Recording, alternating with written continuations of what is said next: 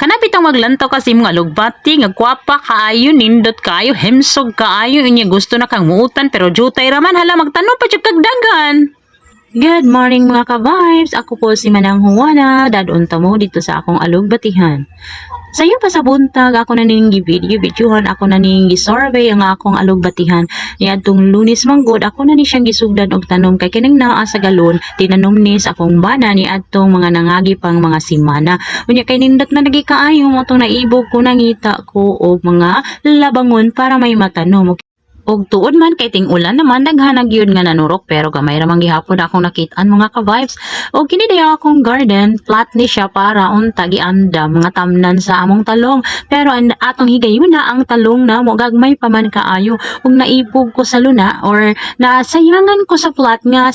bare kaayo ba walay tanom mo to akong gibutangan og alugbati nakakita jud siyam ka buok og init man lagi kaayo atong panahon na ako siyang gitabunan og saging mo to og karon kay murag naka-survive naman siya ako na pud nang gikuha ang saging og ako na sad kani karon nga gihabok-habukan ato pamanggod ta ning Lunes ning ako ang plano nga mag-farming og alugbati pero daghan pa man di kay tag mga reports nga wala pa jud na human hangtod karon mo to Lunes alas 10 or alas 10 gito no kailangan maabot na ta dito sa eskwelahan kay duna tay pagapirmahan ug tuod man human man pero pagkasunod adlaw kay naa pa man di ay wala pa jud na pirma hinimbalik na sad ko dito pagka Miyerkules na apoy gi-input dito sa mga personal data mo to ba adto na pud eskwelahan pagka Huwebes kagahapon aduna na sa tay orientation ug karon ka Biyernes sus salamat ko kay Biyernes basig wala na gibuhatonon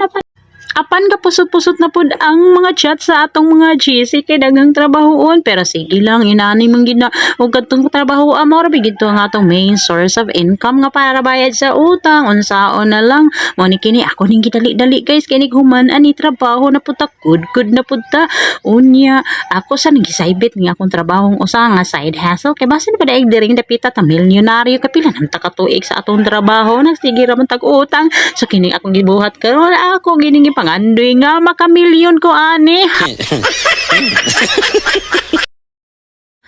Kasi aura to mga ka-vibes pero di matungnan so salamat sa Dios og nahuman ako diha og habok diha nga part og ako na sa ninggi bali kay aron nindo tan-awon ba okay so tan-awon diha ninyo mga ka-vibes di ba siyam radyo